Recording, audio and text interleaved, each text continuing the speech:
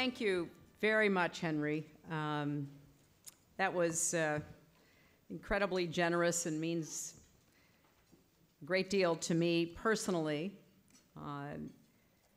Henry's been a very good friend and a very willing counselor over the course of my tenure as Secretary of State.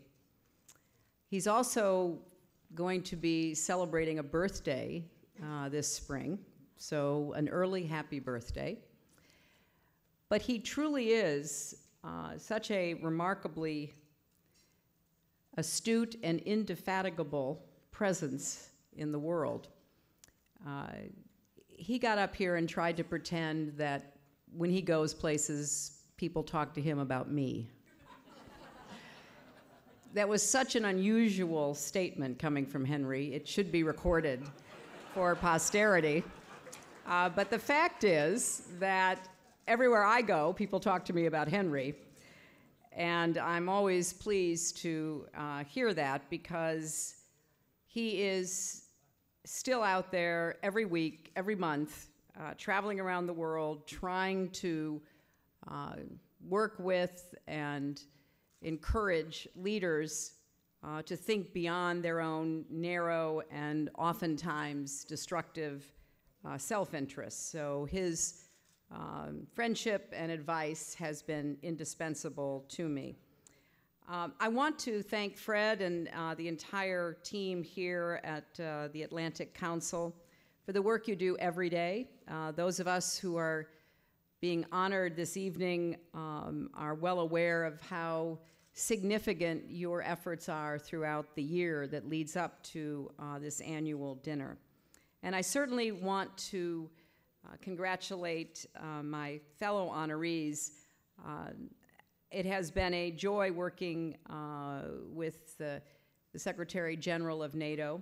Secretary General Rasmussen is a true leader and brought a sense of mission and purpose to NATO, and I am very grateful that I had the chance to be his colleague. I want to congratulate John Watson for the leadership that he brings on behalf not only of his company, but of American business and Americans' interests in the global economy. I also want to thank my dear friend, Tony Bennett. He is the Henry Kissinger of music, and Henry is the Tony Bennett of diplomacy. Each one of them can make you feel like you're such a slacker. Tony's pitch, his tone, his timing is still perfect. And that does induce a bit of an inferiority complex in us lesser souls who talk and not sing for our dinners. And I also want to say how pleased I am, but who could not be pleased to see Juanis anywhere, anytime, and to congratulate him as well for his Humanitarian Leadership Award. I also want to join in thanking Adrian Arsht for this great commitment on behalf of Latin America. Latin America deserves as much of our attention, and the Atlantic Council, by moving forward on this front, is making a real difference here in Washington. But let me just say a few words, if I could, about our Atlantic relationships. I made 38 visits to Europe as secretary. I believed then, I believe now, I think I always will believe, that our security and prosperity are intimately intertwined with that of our European friends and allies. And our goals are just as important together in the 21st century as they were in the 20th century. When I became Secretary of State, I spent a lot of time thinking about my illustrious predecessors, and not primarily the ones who went on to become president, but about the extraordinary generation of those leaders who were not just present at the creation, but leading the creation of a liberal global order that provided unprecedented peace and prosperity, along with progress on behalf of the values that we held in common. Now, George Marshall remains a particular favorite of mine. You know his story, but it still is just extraordinary and unprecedented, not only a hero of World War II, but a secretary of both defense and state. And he helped Americans understand that it was in our interests and consonant with our values to reach out even to our former enemies to rebuild a shattered continent. Marshall, along with President Truman and Secretary Acheson and others, understood that if the United States were to assume the responsibilities of global leadership in a world of increasing complexity, we needed to have a vision of what that would look like.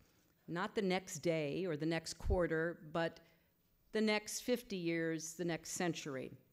So Marshall called in George Kennan and asked him to start looking ahead, not into the distant future, but beyond the vision of the operating officers caught in the smoke and crises of current battle, far enough ahead to see the emerging form of things to come. Well, since then, our world has only become more complicated, more interconnected, more interdependent. And it certainly has strained the international architecture that post-war generation helped build and defend. So in the spirit of George Marshall, I'd like to just mention 3 issues that are really emerging challenges, but also opportunities facing the Atlantic Alliance: energy, trade, and readiness. First, energy. Now, for decades, Europe had many nations that received much of their natural gas from a single country, Russia. It's well known, and it became apparent, that monopolies in anything, particularly energy, create risks. They make countries vulnerable to threats and coercion and distort the balance of power. So NATO, under Secretary General Rasmussen, has rightly identified energy as a key security issue of our time. To address that issue, I advocated for and helped create the US-EU Energy Council, which has helped to deepen our cooperation on strategic energy issues. And it was in partnership with the Department of Energy. They had the expertise and the long experience, and we had the diplomatic reach. We backed a pipeline project called the Southern Corridor, which would help bring natural gas from the Caspian Sea and Central Asia to European markets. We worked with our European partners to build a competitive gas market. America's expanding supplies here at home played a key role, not because we exported, but because we no longer needed to import. Gas, once destined for the United States, found its way to Europe. Consumers got cheaper gas. Gazprom was forced to compete.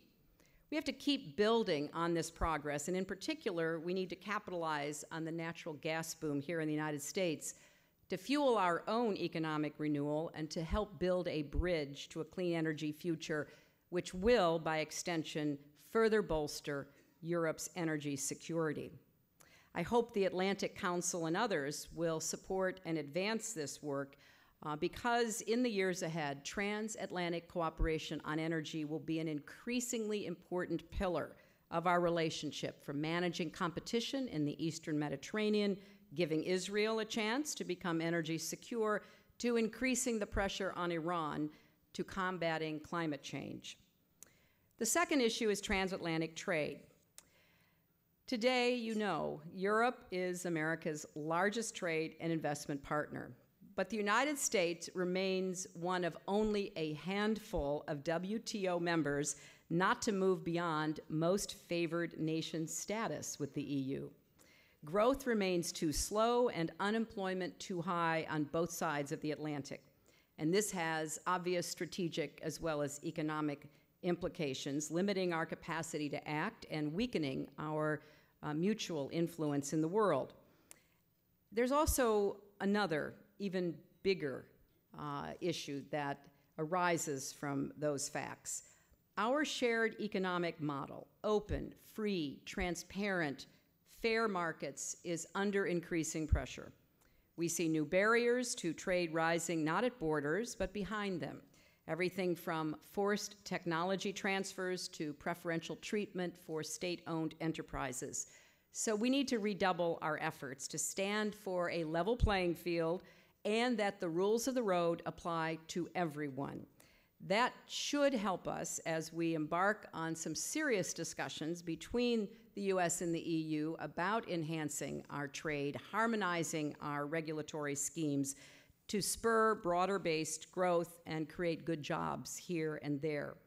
I think that means we should be moving forward on a comprehensive new trade agreement, as the President mentioned, and an agreement that addresses long-standing impasses on market access and helps strengthen global rules and norms on non-tariff barriers, market distortions, and other competitiveness issues would be, in my view, very good for the United States. Because if we get this right, an agreement that opens markets and liberalizes trade would create jobs and generate hundreds of billions of dollars for our economies, but also strengthen our position in an increasingly globally competitive market. Now, I think third, the issue of readiness, and Secretary General Rasmussen and I have spoken about this most recently at the Bush Library opening. The Obama administration continues to update America's ballistic missile defenses to protect both Europe and the United States against threats from outside the continent. Turkey is already hosting a critical radar system. Spain is welcoming Aegis missile defense cruisers. And in the coming years, new interceptor systems and their American operators will be deployed in Poland and Romania. We need to be just as forward-leaning when it comes to the emerging threat from cyber attacks. As advanced economies in the digital age, both the United States and Europe are particularly vulnerable to attacks, targeting our communications systems, our financial institutions, critical infrastructure, data, trade secrets. The stakes are higher than many people realize, and this should be a priority not just for governments, but for business as well. Now, in the last century, the United States and Europe led the way in our transatlantic alliance to develop an international architecture and clear rules of the road for governing the use and proliferation of nuclear weapons. In the 21st century, we need to do the same with cyber. That would be a significant contribution to our common security. In all these areas, however, the watchword for our alliance must continue to be shared responsibility. That's how we've kept the peace and extended the frontiers of freedom and opportunity. But let's face facts. As my colleague and friend Bob Gates has warned, NATO is turning into a two-tiered alliance with a shrinking percentage of members willing and able to pay the price and bear the burdens of common defense. During the operation in Libya, which was an unprecedented historic partnership between NATO and the Arab League with participation from Arab League members, notably the Emirates and Qatar, Jordan and Morocco, we saw that fewer than a third of NATO members participated in strike missions. Others simply did not have. It wasn't a question that they weren't willing. They did not have the military capacity, especially the needed intelligence, surveillance, and reconnaissance assets. So NATO is being hamstrung, not just by budget deficits, which we all have to grapple with, but by political deficits. Because even in these difficult economic times, we cannot afford to let the greatest alliance in history slide into military irrelevance. This is a responsibility we all share, and I would urge the Atlantic Council to continue to make it a priority. Let me end by going back to Marshall. I think about this all the time. In 1947, with America victorious, but Europe and Japan in ruins, it would have been easy to pull back within our borders and focus on the home front. My late father, who served for 5 years in the Navy, had to give up his small business when he went into service. So after coming out at the end of the war, he wanted to restart his business. He wanted to start a family. He wanted to just have a normal life. The last thing in the world my conservative Republican father wanted to hear was, you know what, you need to chip in to help rebuild our former enemies. So there are more taxes to pay, more sacrifices to make. But Marshall understood that America's fortunes were bound up with the fate of Europe and vice versa, that we truly were all in this together. And his vision helped convince skeptical Americans like my father that the Atlantic Alliance was worth the sacrifice. And the results changed history. So as we look to the future of the transatlantic alliance, as we peer through those crises of current battle, we should endeavor to follow the advice of General Marshall. Let's stay focused on the emerging form of things to come, on energy, trade, readiness, on building new partnerships of purpose, rooted in shared values and dedicated to our common interests. That is how we will renew the alliance for the 21st century and ensure that it remains the solid foundation for global peace and prosperity. Thank you all very much.